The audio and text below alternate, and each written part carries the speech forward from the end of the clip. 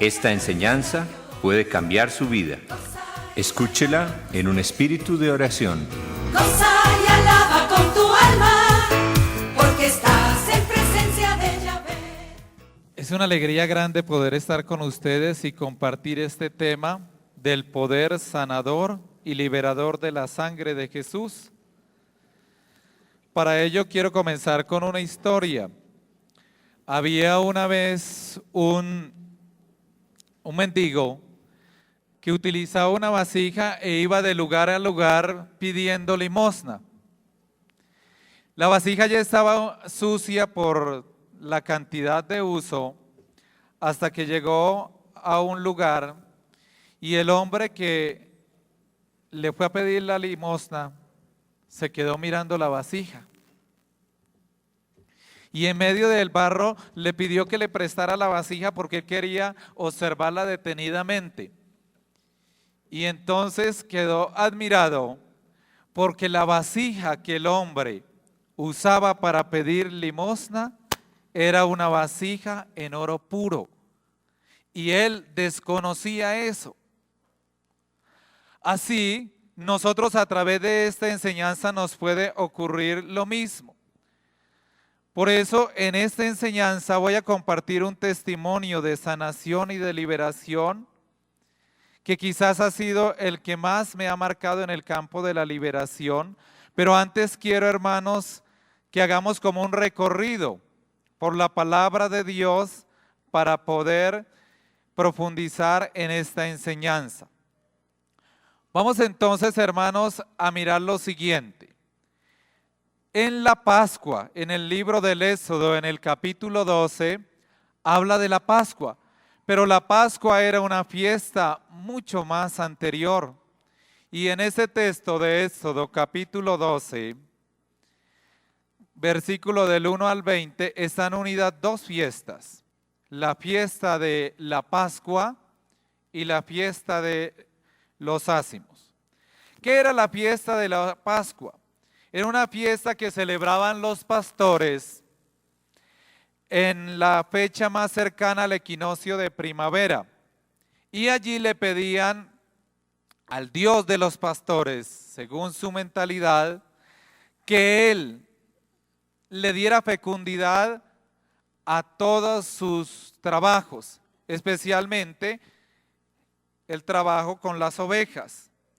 Y ellos, para asegurar la fecundidad, entonces sacrificaban un cordero y comían la mitad de ese cordero como una comunión con ese Dios.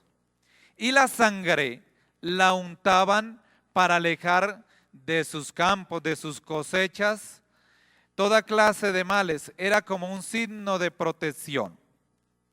Pero el texto que vamos a estudiar de la palabra de Dios, quiero que tengan la bondad de abrirlo, es el libro del Éxodo, capítulo 24, versículo del 1 al 11, que es la ratificación de la alianza.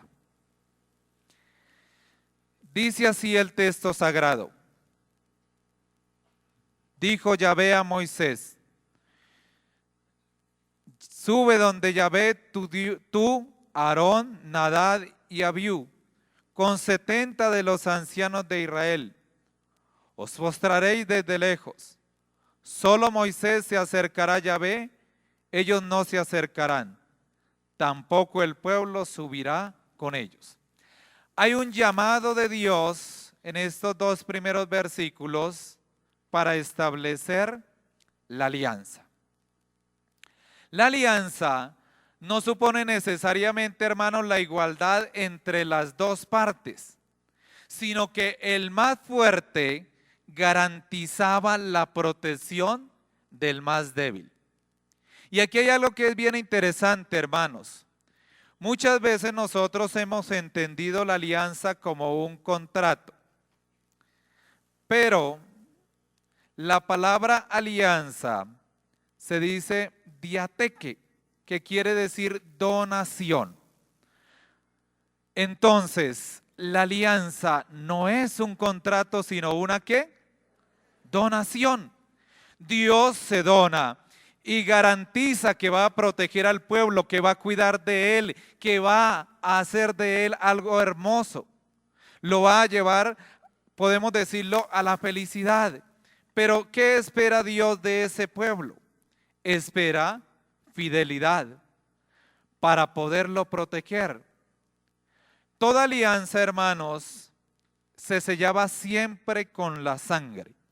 Por eso ya en los versículos siguientes lo vamos a ver. Dice así: vino pues Moisés y refirió al pueblo todas las palabras de Yahvé y todas sus normas. Y todo el pueblo respondió a una voz: cumpliremos todas las palabras que ha dicho Yahvé. En este texto hay dos vertientes espirituales y están unidas. ¿Qué es esas palabras? Está hablando del decálogo, o en otras palabras, de los mandamientos. Para poder Dios garantizarle al pueblo su protección, su bendición, esperaba o había una disposición de él, de su voluntad quería que el pueblo hiciera eso para garantizar esa protección. A estas palabras también se le llamaba el libro de la alianza o las palabras de la alianza. Entonces manifiesta Moisés al pueblo esas palabras y todo el pueblo dice, y todo el pueblo respondió a una voz: cumpliremos todas las palabras que ha dicho Yahvé. Entonces escribió Moisés todas las palabras de Yahvé y levantándose de mañana alzó al pie un altar y 12 estelas por las 12 tribus de Israel. Al aceptar esa donación de Dios, esa disposición de Dios, entonces hace un rito. Moisés sube a la montaña y hace un altar y coloca 12 estelas. ¿Qué eran las estelas? Eran 12 piedras. Esas 12 piedras las hizo, probablemente dicen los biblistas, que en círculo. Y en el centro colocó el altar. El altar representaba al Señor. Pero también cada una de las piedras materializaban la presencia de Dios. Entonces no vamos a olvidar esto. Las piedras o las estelas materializaban la presencia de ¿quién? Y Él estaba en el altar en el centro, indicando que el pueblo colocaba en el centro de su vida a Dios. Y después de esto, mire hermanos lo que hicieron. Dice: luego mandó a algunos jóvenes de los israelitas que ofreciesen holocaustos e inmolaran novillos como sacrificio de comunión para Yahvé. Aquí no aparece todavía los levitas en este relato bíblico, los encargados del culto. Aparecen unos jóvenes que sacrifican una víctima, un animal, ¿como qué? Como un rescate. En el Antiguo Testamento, la paga de un pecado tenía que cubrirla un animal.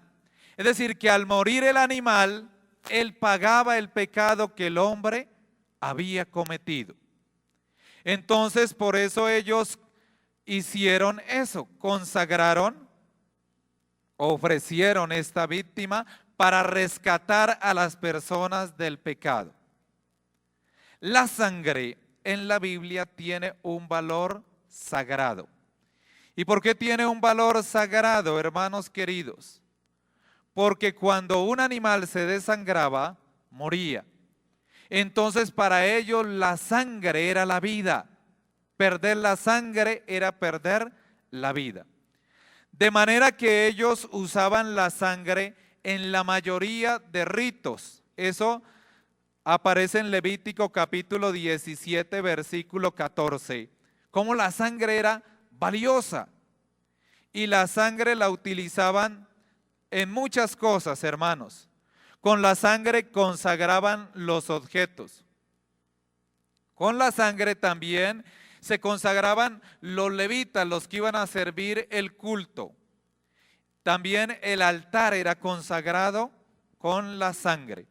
Entonces se realizaban todos estos sacrificios de los animales para el perdón, para lograr el perdón de los pecados. Entonces la muerte de un animal era la sustitución de un hombre que merecía la muerte. Por eso vemos que Moisés hace este rito. Lo envía a través de los jóvenes que se haga, y dice el texto de la palabra de Dios que inmolaron novillos como sacrificio de comunión para Yahvé. En sus Biblias pueden mirar el versículo 6. Dice, tomó Moisés la mitad de la sangre y la echó en vasijas. La otra mitad la derramó sobre el altar. ¿Qué quiere decir esto, queridos de Dios? Vas a repetirlo conmigo para que no se nos olvide. La sangre de Jesús transforma nuestras vidas y nuestros corazones desde adentro. Aquí quiero compartirles lo que al principio les anunciaba. Para mí no es fácil compartirlo y lo hago solo para edificación de ustedes. Nunca lo he compartido. Llevando 3 meses de sacerdote, tuve la oportunidad de viajar a los Estados Unidos y conocí un señor y él había asistido a un seminario de sanación intergeneracional con el padre Joseph Hans, allá en Los Ángeles, en Estados Unidos. Y él manifestaba una opresión en su cuerpo. Él decía que sentía por momentos arranques fuertes de ira. Se sentía arruinado económicamente, debía alrededor de $200,000. Él había buscado de Dios en muchos lugares, había ido a Lourdes, había ido a Fátima, había ido a Medjugorje. Y era una persona que anhelaba poder entrar en una relación muy bonita con Dios, pero se sentía muy oprimido. Y entonces él me había hablado de que él necesitaba, o él sentía que necesitaba una oración intergeneracional. Pero el padre Joseph Hans, por sus diversas ocupaciones, no podía ayudarlo. Entonces, a mí se me ocurrió decirle, yo sé cómo se hace esa oración. Hermanos, y le conté cómo había iniciado yo en el área de la sanación intergeneracional. Y él me habló que había un hermano que se llamaba el hermano Pedro, que le hacía oración, un hombre mexicano, que le ayudaba. Así que al otro día llegó este hermano Pedro y le dijo, hoy vamos a iniciar la oración de sanación intergeneracional. Y yo dije, bueno, yo lo voy a acompañar, inicie usted la oración. Y comenzó a hacer una oración de protección y comenzó a hacerle la oración. Cuando comienza a hacerle la oración, este hombre se transformó. Yo esto lo cuento porque es difícil que ustedes lo crean y lo cuento como algo que viví y que me traumatizó durante 8 meses. Por eso, para mí no es fácil contarles esto. Este hombre se transforma, era más o menos de 1,90, bien fornido. Y comenzó a destrozarle el rosario, que lleva un rosario grande, y se le lanzó a golpearlo. Y no estaba sino él y una señora y la esposa. Y apenas comenzó a lanzar, a golpearlo, salió y se fue. Y me dejó a mí. Yo dije, ¿ahora qué hago?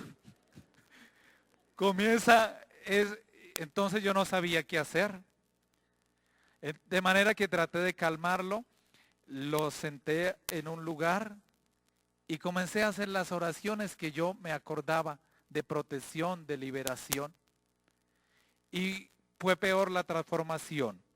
Los brazos se le comenzaron a crecer. Esto puede parecer increíble y muchas cosas después ustedes van a ver por qué. Y entonces seguí haciendo la oración y ocurrió algo que nunca olvido. Este hombre quedó acostado, suspendido en el aire. Y cuando yo veo eso, yo sentía desmayarme. Yo no sabía qué hacer. Lo único era que en ese momento yo tenía la Sagrada Eucaristía en el pecho. Y yo tomé la Eucaristía. Y lo único que hice, me hice por detrás de él. Y le coloqué la Eucaristía. Apenas le coloqué la Eucaristía, se fue al piso. Y cayó acostado. Pero apenas cayó acostado y seguíamos orando, él comenzó a golpearse, se daba golpe fuerte en las piernas. Le pregunto a la esposa, pues en medio de eso, para mí aterrador, ¿qué pasaba? Y me dice, él es cubano. ¿Cómo así que él es cubano? ¿Y qué me quiere decir con esto? Él tiene una opresión del vudú que viene por generaciones. Cuando salieron de Cuba, la mamá llegó a los Estados Unidos con el papá y a los hijos los tuvo que dejar. La madrina de él era una santera y lo llevó y la mamá hizo un luto o como un ofrecimiento a uno de los dioses del vudú, a San Expedito, durante un año vestirse toda de rojo para que ellos pudieran reunirse porque a él lo enviaron a España. Después ya se reunieron en los Estados Unidos. Cuando ella comienza a hablarme de esto, yo le digo, yo no sé qué hacer. No sé cómo ayudarlo. Entonces me dice, yo tengo un libro del vudú y estaba en inglés y ella comenzó a leerme ahí. Y yo cada vez sentía más terror de lo que leía o de lo que ella me traducía. Porque ahí hablaba cómo en los ritos del vudú sacrifican animales, se lavan con sangre de animales, rechazando la sangre de Jesús, rechazando todas las bendiciones de Dios. De manera que terminó el primer día y este hombre no quedó bien. Él tenía un alto cargo, al otro día tenía que ir a trabajar, pero se calmó, pero la pierna le hacía así involuntariamente, la movía fuerte, fuerte, violentamente. Ya en la noche estábamos sentados en el comedor y estando sentados, el hombre, yo veo una silla, estaba sentado en el frente mío y veo que la silla la arrastran como unos 3 metros y ¡pah!, lo mandaron contra la pared. Y yo quedé así, porque fue para mí más angustioso, porque nunca había visto esto. Entonces al otro día dijo, yo no puedo ir al trabajo, vea, ¿cómo voy a conducir? Mi pierna no la puedo detener. Y usted acaba de darse cuenta lo que me ha pasado. Entonces, yo le digo, vamos mañana a tratar de orar y yo voy a llamar a Colombia a ver si me ayudan y me envían la lista de demonios. Yo no tengo experiencia de exorcismo, yo tan solo hago oraciones de liberación interior. Entonces comenzaron a mandarme la lista de todos los espíritus del mal y yo les contaba y me daba ira, porque yo llamaba y decía, mire, está pasando esto y esto. Y me contestaban, usted está viendo mucha televisión. Ay, Dios mío. Y con esa angustia, al otro día, con lo que ellos me habían enviado, las oraciones, comienzo desde la mañana a hacer oración con la única intercesora, su esposa. Comenzamos de nuevo la oración, el ambiente se llenaba de un olor a azufre, a pólvora. Era diversas las sensaciones en el transcurso del día en que íbamos orando y yo me sentía agotado, ciertamente agotado, pero la situación de él no cambiaba. Venía el tercer día, yo, ay Dios mío, no me voy a dejar así en esta situación, porque él no iba al trabajo, era muy angustioso, tenía un alto cargo. Llegó el tercer día y en esa noche adivinen yo qué hice. Dios mío, que mañana no mueva ni una patica para yo poder irme de aquí. Le rogaba yo a Dios eso. Hice la oración, relativamente quedó bien, pero en mi corazón yo sabía que él no estaba bien. Pasaron 3 meses y regresé de nuevo a predicar y él me dice, yo no estoy bien. Entonces ya ahí yo dije, yo no lo puedo ayudar, porque yo no soy exorcista o no tengo toda la experiencia en ese campo. Conozco, pero no conozco todo. Y hay que hacerle un diagnóstico, hay que tener una comunidad orante. Entonces me dice, ayúdeme en algo. Vea, esta semana cogí un vaso y lo lancé así sobre mi hija que casi la mato, pero involuntariamente. Yo no quería hacer eso. Y le digo, hagamos lo siguiente, le voy a hacer una pequeña oración de liberación. Y apenas le hago la oración de liberación así cortica, de nuevo se le crece el brazo. Y yo digo, Dios mío, no, ya no me meto más en esto. Ya no me voy a meter más en esto. Le digo, tienes que ir a Colombia si quieres que te ayudemos. Pero yo no puedo hacer nada por usted. Fue así, hermanos, que él, que era un gran ejecutivo, todavía sigue trabajando en una empresa. Él sacó un viaje. La familia se oponía, ¿usted qué va a hacer a Colombia? Usted se volvió loco, allá lo van a matar, lo van a secuestrar y peor si va para el Meta. Pero él decía, yo prefiero que me maten en el Meta, decía el Señor, pero no seguir con esto. Se viene. Y yo les había contado, nadie me creía. Reunimos 50 personas, unos 3 sacerdotes que tenían autorización en ese tiempo del obispo para hacerle la oración. Y fueron 5 días, oiga bien, orando tarde y noche. Ellos al principio no me creyeron. Yo le dije, vea, él desarrolla unas cosas extraordinarias, hace cosas muy raras. Entonces lo acostaron en un colchón. Le dije, a él hay que amarrarlo. ¿Qué? No, eso lo hacemos. A él hay que amarrarlo. Vea, yo se lo advierto porque él se golpeaba y yo primero me hacía así adelante y casi me da un golpe. Entonces, a él hay que amarrarlo. Entonces no me hicieron casos. Lo acostaron. Y estando acostado este hombre, así acostado, yo no sé cómo cogió una silla de madera grande y que en el momento de la liberación la lanza así con fuerza y uno de los muchachos estaba delante y se agacha, destruyó la silla. Entonces tocó amarrarlo y comienza la lucha espiritual. Lunes, martes, miércoles. El miércoles aparentemente ya estaba bien y él se sentía liberado. Todos los que habían estado, las 50 personas, los sacerdotes, sentían que estaba liberado. Pero resulta que después de una Eucaristía, volvió y se manifestó totalmente. Y ya en la liberación fue peor porque cuando se le hacía oraciones, comenzaba a orar él con unas lenguas horribles, asquerosas, una cosa que no quisiera casi ni volver a recordar, horrible. Entonces se hizo oración ese jueves y no quedó liberado. Llegó el viernes y él tenía que viajar el sábado de nuevo a Estados Unidos. Entonces ya ese viernes, viendo una situación tan adversa, el hombre lloraba. Un hombre, para mí eso me impactaba, le decía, Jesús, hijo de David, llorando, sácame de esta situación, tú sabes que yo no quiero eso. No sé de dónde viene esta opresión. Yo sé que viene de mi generación, pero yo no quiero eso. Te lo suplico, ayúdame, sálvame. Sudaba, lloraba. Y entra en mi corazón un sentimiento de culpa muy grande. Y de dolor. Yo decía, ¿por qué me puse a decirle que yo sabía orar por sanación intergenérica? ¿Y qué va a hacer de este hombre? Porque ahora está peor.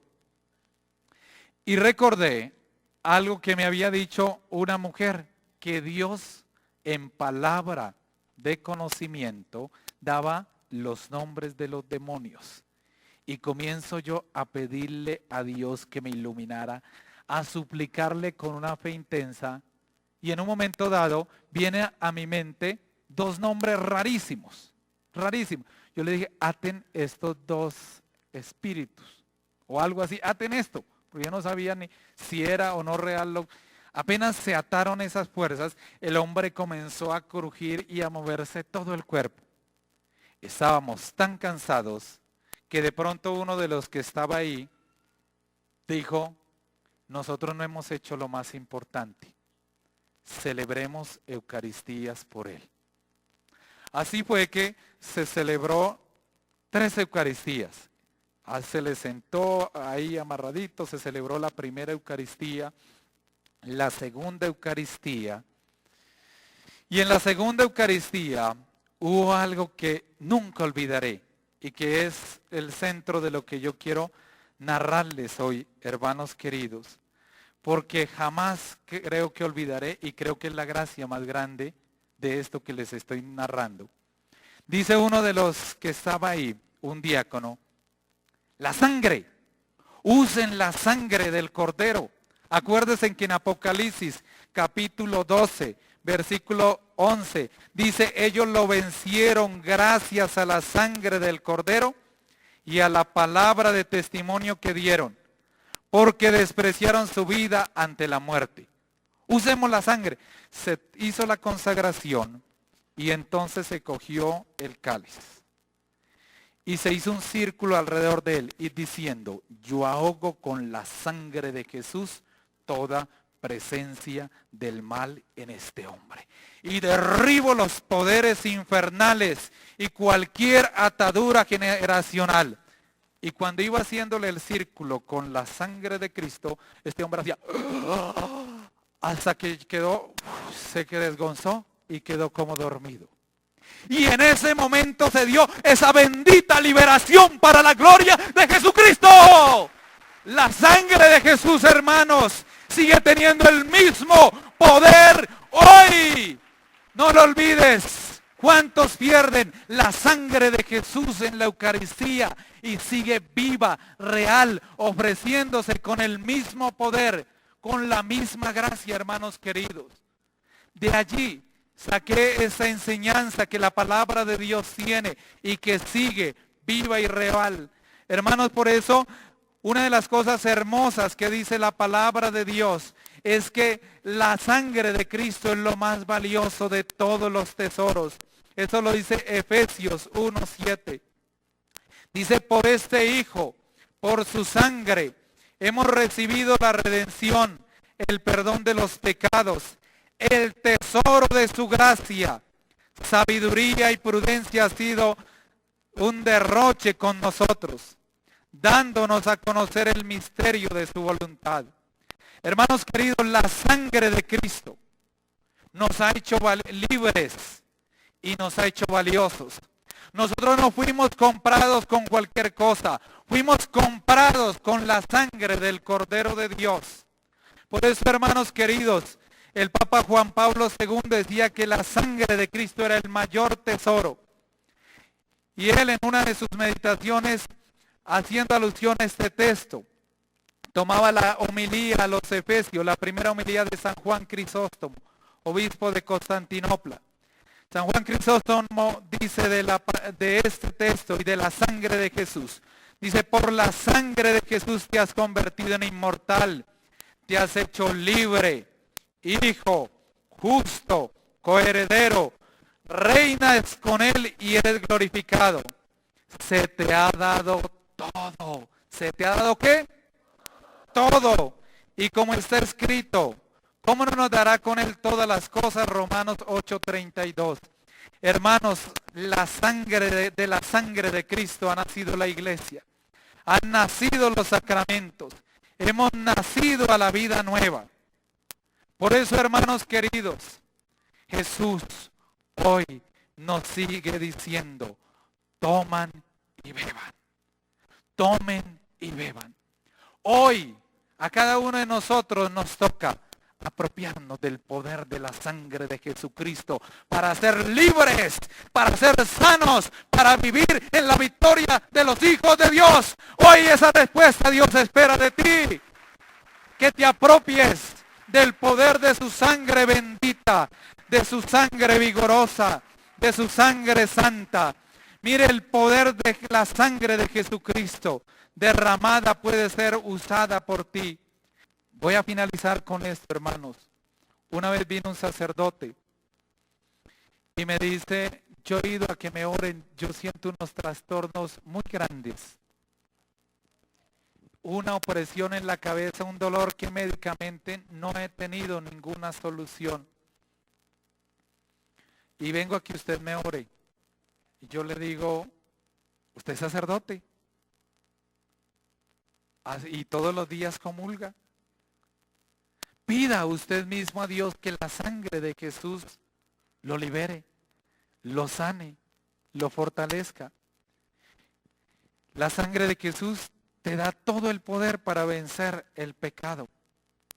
Dije, vea, comulgue. Y cuando usted reciba la sangre de Jesús, cuando usted la esté consumiendo, dígale: sangre bendita, sangre sanadora, liberadora, destruye todas las fuerzas del mal que haya en mí y sáname.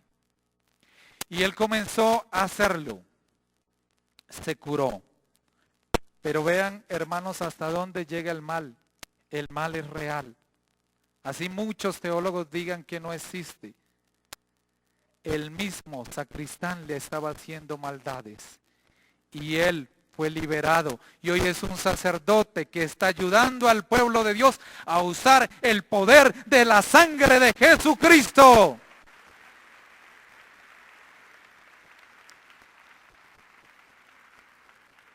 Hermano querido, cierra tus ojos. Vamos a orar. Vamos a pedir que esa sangre bendita de Jesús, que sana, que libera, que fortalece, hoy tú puedas apropiarte de ella. La sangre de Cristo es vida para sanar todas las áreas enfermas.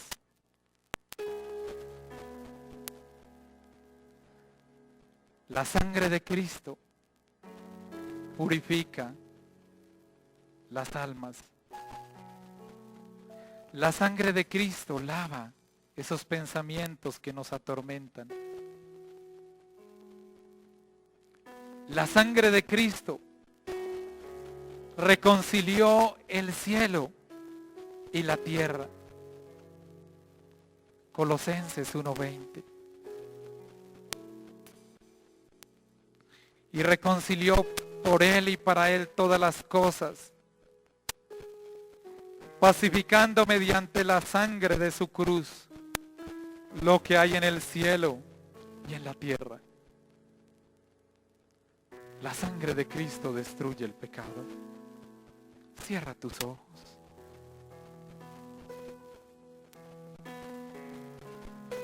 Quizás muchas veces has comulgado. Muchas veces has recibido la sangre bendita de Jesús. Y se te ha olvidado que has hecho alianza con Él. Que Él se ha donado, se ha dado totalmente a ti. Totalmente. Que es el mayor tesoro. Cada vez que recibes la sangre de Jesús, recuerda, la ley fue dada por Moisés, pero la gracia y la verdad han venido por Jesucristo. Juan 1:17. La gracia ha venido por Jesucristo. Cierra tus ojos. Y yo quiero invitarte a que con tu imaginación te coloques debajo de la cruz. Trata con tu imaginación de ir al altar de la cruz y colocarte bajo la cruz de Jesús y apropiarte de esa sangre bendita, sangre sacerdotal, sangre divina, sangre poderosa, sangre vigorosa. Cualquiera que sea tu problema, cualquiera que sea la situación que estés viviendo, esa sangre fue derramada por amor a ti, por amor a mí. Recíbala. Dígale al Señor que te empape en su sangre poderosa, en su sangre bendita. Y que Él comience a sanar tu vida.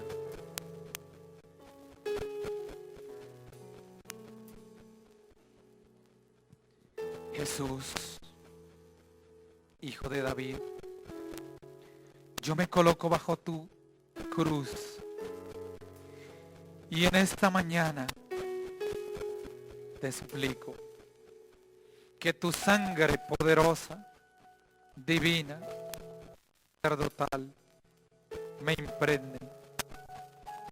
imprende mi cabeza. Señor, Por el poder de tu sangre preciosa, quita toda opresión espiritual que hay en mi mente. Todos los pensamientos que me atormentan.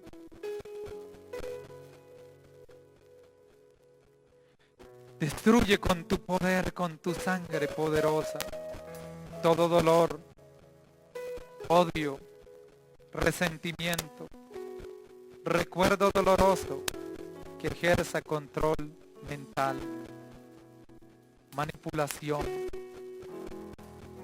intermanipulación o manejo maligno. Jesús, aplica tu divina sangre sobre mis ojos, liberándome de toda adicción a la pornografía, de toda inclinación heredada, aprendida o adquirida.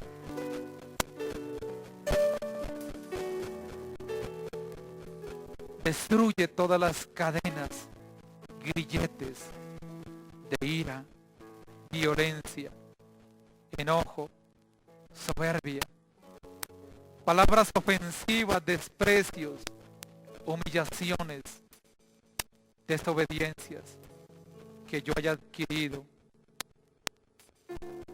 o que vengan por línea generacional, materna y paterna. Imponte las manos suavemente sobre tu cabeza y dile: Jesús, clama con tus propias palabras que la sangre de Jesús rompa todos los vínculos, dependencias, derechos, consagraciones, alianzas o maldiciones a través de tatuajes, calcomanías o influencia generacional, o preparadas en comidas, en bebidas, o toda invocación de la oscuridad y las tinieblas sobre tu mente, sobre todo tu ser. Hoy, Jesús, que tu sangre poderosa disuelva todo tumor cerebral. Clámale. Si tienes algún tumor, dile: disuelve con tu bendita sangre. Si tienes un problema en la sangre, dile: una gota de tu sangre, colócala, Jesús, sobre mi sangre. Y dame esa vida divina, esa vida santa, esa vida de amor que me ofreces y me das diariamente.